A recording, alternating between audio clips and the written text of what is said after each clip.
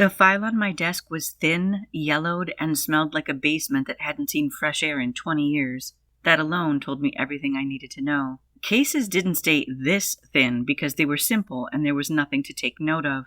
They stayed this thin because someone wanted them that way. My name is Kira Dennisy. I'm a detective who works cold cases, the ones everyone else quietly agrees to forget. The folder had a case number and the usual labeling, but across the folder was scrawled, "The Crestwood Trio." I opened it slowly, like it might bite. 3 girls, same high school, Crestwood High, all dead within 72 hours. The official cause? Unexplained acute respiratory failure. There was a blur of medical jargon, some discussion about environmental contaminants, air quality test results, but the whole thing was immediately fishy to me. 3 healthy teenage girls don't just stop breathing within 3 days of each other. That's not a coincidence. That's a pattern someone buried. The case had been closed fast. The town had been told it was a freak incident, an escaped pollutant that the girls had been exposed to. A few newspaper clippings were included in the file, all focused on mourning the girls rather than accountability. It was hard for me to believe how little investigation had actually been done, how little curiosity the people of Crestwood had apparently shown. But in fear and grief, I suppose a lot of people just want peace and comfort rather than being focused on justice. Eventually, the town just moved on, and just like that, the girls became history. And that's how everything had stayed until my phone rang. The woman on the line introduced herself as Evelyn. Her voice sounded elderly and tired. "I called the number for the police station, and someone there gave me your number," she explained. "He told me you handle all the old cases that no one is looking into anymore." "Yes, ma'am," I confirmed. "I'm the cold case detective in this precinct." "It's about those girls in 1999, the ones from Crestwood, who died." I didn't interrupt. She told me she wanted to make a statement before she died, and asked me to visit her. "I don't have much time," she added quietly. That stuck with me. We met the next day at a state-run care facility just outside the city. Evelyn looked even smaller than her voice had sounded, fragile, like she was already halfway gone. Her hands were in her lap, wrinkled, lined with veins, and trembling. She wasted no time, beginning to speak before I'd even taken a seat. "They weren't sick," she said. "Those girls." I pulled out my notebook and pen. "Then what were they?" Her eyes flicked toward the door. "They were volunteers." I felt something shift in my chest. "For what?" "A clinical trial," she explained. "A pharmaceutical trial. Ethelgard Labs."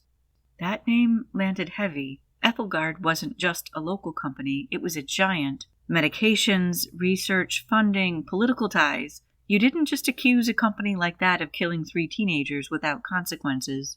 "What was it a trial for?" I asked. "It was supposed to treat chronic inflammation," she said. "A breakthrough, shown to be safe in animals, and we just needed to show it was safe in humans. At least that's what they told us." "Us?" "I was a nurse," she said, "at the clinic they used. Those girls all came in together because they heard about the trial, and they each got $150 to participate." She closed her eyes then, causing tears to spill down her face. Her voice cracked. "I gave them their injections, all from the same batch. Other clinics had different batches, but this one, the one they got, it burned their lungs from the inside." I stopped writing. "Say that again?" "They couldn't breathe," she said. "They were perfectly healthy girls, but that drug, it destroyed their lungs. I heard about it from my friend who was a nurse at the hospital. They didn't know what to make of it." Silence filled the room for a whole minute, me trying to take it in, and Evelyn silently crying. "And the company?" I eventually asked. Evelyn let out a weak laugh. "They just made sure no one would ever know." I left that meeting with more questions than answers, and a feeling I couldn't shake. This wasn't just a cold case that was too difficult to solve. This was something that had been buried on purpose. I spent the next week digging into Ethelgard Labs, and the deeper I went, the worse it got. They had tentacles everywhere. Government contracts, research grants shared with universities, partnerships with NGOs and the World Health Organization. Their headquarters downtown was a glass and steel tower that dominated the skyline, looking untouchable. I started looking for names in the research arm of the company from 1999, and that's when I found him. Dr. Marcus Thorne. Back then, he had been the lead researcher on the trial. Now, he was a public figure, a philanthropist, a speaker at many events, the kind of man who strode onto the stage and talked about advancing humanity. And I found out he'd be attending an industry gala in a week's time. I recruited a friend to help me get dolled up in a borrowed gown and makeup I never usually wore, and I crashed the party. To say it was not my scene is an understatement. I want truth, not appearances, and the entire place was all about appearances. From the elaborate decorations to the people in expensive clothes, many of whom had clearly had some work done. There were small smiles everywhere, polite laughter that never reached the eyes. I spotted Thorne near the buffet table talking to a small group of people. He looked exactly like I expected. Calm, confident, untouchable. And he was holding court with his small gaggle of fans. I waited until he stepped away and seized my moment. "Dr. Thorne," I called out. He turned, smiling politely, found me with his eyes. "Yes?" "Hi, I'm Detective Kira Dennisy." His smile didn't fade, but something behind it changed. "I'm looking into the Crestwood trio," I said, my eyes locked on his. "You know, from 1999. There it was, a flicker, gone in a second, but I had seen it.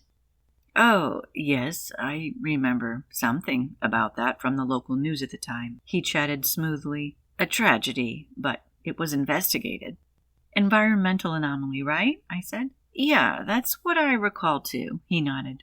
"Funny thing about anomalies," I replied. "They don't usually come with shipping manifests." That got his attention. "I found records," I continued. "Ethelgard shipped an experimental compound to a private clinic in Crestwood 3 days before those girls died." There was a long pause, and then he leaned in slightly. His voice dropped. "I'm sure you're an intelligent woman, detective, so let me save you time." I said nothing. "Truth," he continued, "is not what you think it is. In my world, it's something that can be shaped, spun, bought, buried." His eyes locked on mine. "Walk away from this." It wasn't a suggestion, it was a warning. I didn't walk away. I went back to Evelyn. I needed proof. Real proof, documents, records, something that couldn't be bought or buried. But when I got to the facility, the nurse at the front desk looked at me differently. Soft, careful. "I'm here to see Evelyn," I said. She nodded sadly. "I'm sorry, ma'am. She passed away this morning." The words hit me harder than I expected. "How?"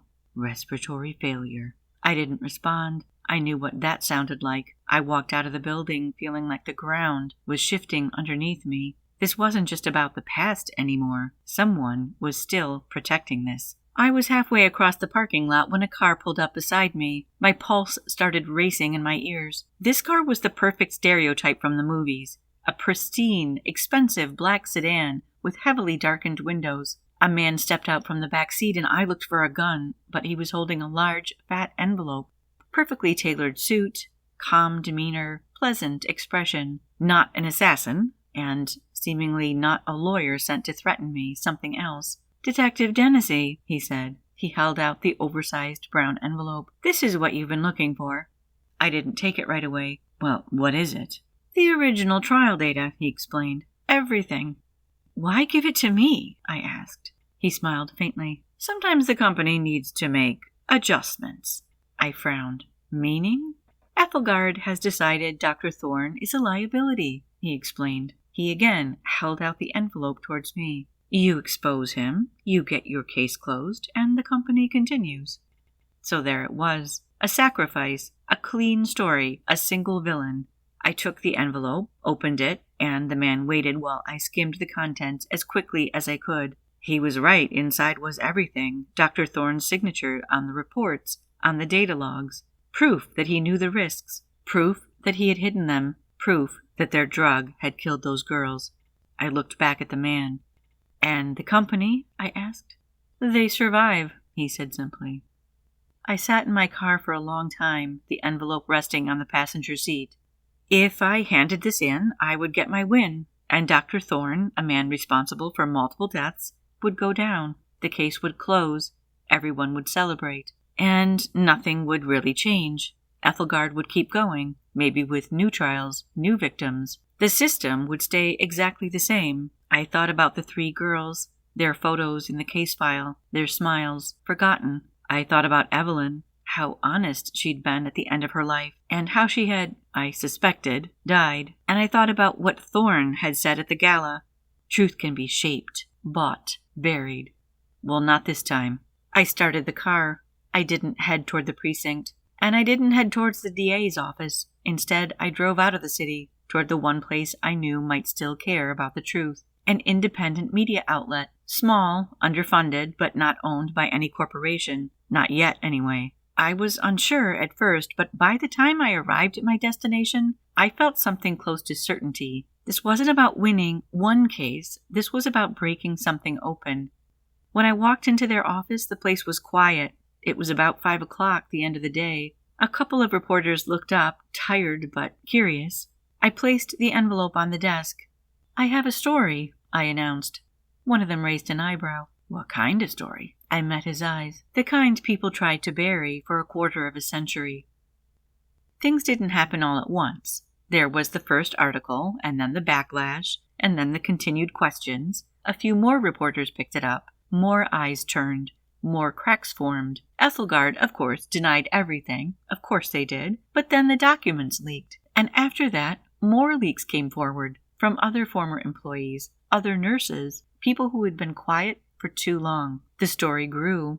It spread. It refused to die. Dr. Thorne was arrested, but this time he wasn't the end of it. He was just the beginning. A few weeks later, I went back to Crestwood. I was in a borrowed vehicle, and my hair was now dyed. I had had threats, and I had responded with precautions, but I refused to abandon my life or my work. Crestwood looked the same, quiet, ordinary, like nothing had ever happened. I stood outside the old high school, remembering the girls' photos. For a moment, I could almost imagine them there, laughing, still alive. A sudden breeze blew by and then calmed. "Hey," I called quietly to no one. "We didn't forget you." Some cases are about catching someone. Some are just about closure. This one was something else, a different kind of justice. The truth doesn't stay buried forever. You can hide it, you can delay it, you can dress it up in better words, but eventually it finds its way back. The truth is a hard thing to kill. If you enjoyed this reading, please hit like and subscribe so you don't miss future stories. We'd love to hear from you in the comments. This has been Tales by Rachel, where we breathe life into every story.